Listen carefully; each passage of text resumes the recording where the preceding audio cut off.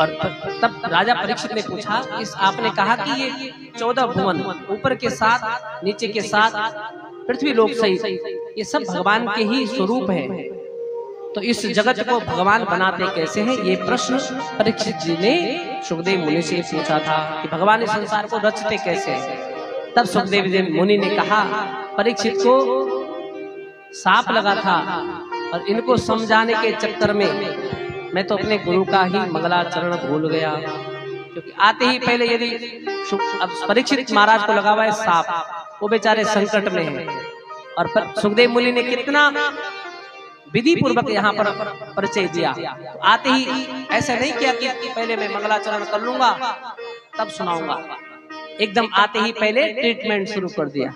परीक्षित का जो मन था बाहर की दुनिया में लगा हुआ, उसको पहले केंद्रित किया। इतना समझाने के बाद जब इतना समझ गए और परीक्षित कुछ पूछने लगे, तब सुखदेव मुनि को लगा कि अब परीक्षित तैयार हो गया है, अब इसकी बाहर की जो चिंताएं थी वो सब खत्म हो गई, तो तब अब मैं अपने गुरु का ध्यान करता हूँ।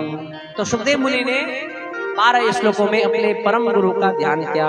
सुखदेव मुनि ने, और सुखदेव मुनि के परम गुरु परमात्मा, इसका एक श्लोक सुनते कितना सुंदर है।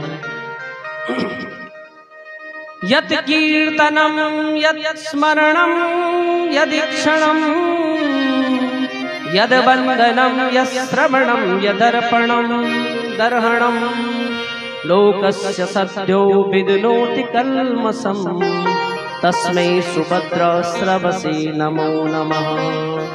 तपस्विनो दानपरायशस्विनो मनस्विनो मंत्रविदासु मंगलम क्षेमं न विन्द्यन्ति विना यदर्पणम् तस्मै सुभद्र स्रवसे नमो नमः। इतना सुंदर गाया। मैं उन परमात्मा का चिंतन करता हूँ, उन गुरु का।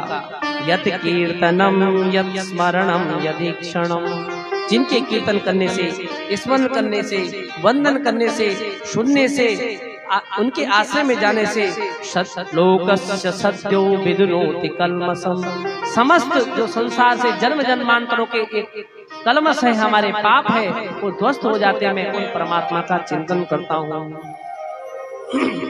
हे संसार के लोगों, सुनो क्या कह रहे हैं। तपस्विनो दानपरायशस्विनो मनस्विनो मंत्र विदासु मंगलम। इस संसार में कोई कितना भी बड़ा तपस्वी क्यों न हो, कितना भी बड़ा मनस्वी क्यों न हो, कितना भी बड़ा दानी न क्यों न हो, मंत्र का ज्ञाता क्यों न हो, ये सब होने के बाद क्षेमं न विन्द्यन्ति विना यदर्पणम् तस्मै सुभद्र स्रवसे नमो नमः।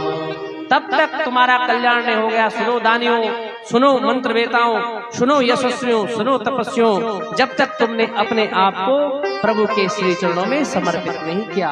समर्पण सबसे जो श्रेष्ठ भक्ति है वो है समर्पण भक्ति। 9 भक्तियों में श्रवणम कीर्तनम विष्णु स्मरणम पाद सेवनम अर्चनम वंदनम दास्यम सख्यम आत्मनिवेदनम, ये 9 भक्ति बताई गई मनुष्य में। अब श्रवणम, जो बेचारा बहरा है, सुनता नहीं, वो इस भक्ति को कैसे कर लेगा। श्रवणम कीर्तनम, जो बेचारा गूंगा है, वो इस भक्ति को कैसे करेगा। तो अब ज्यादा नहीं समझाएंगे क्योंकि बहुत लंबा विषय हो जाएगा।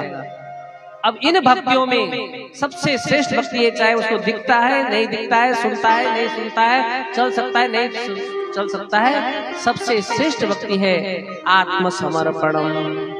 अपने आप को प्रभु के श्री चरणों में समर्पित कर दो। जैसा हूँ मैं ऐसा सब तुम्हारा हूँ प्रभु, मेरा जो है वो सब तुम्हारा है, ऊपर मन से नहीं, हृदय से।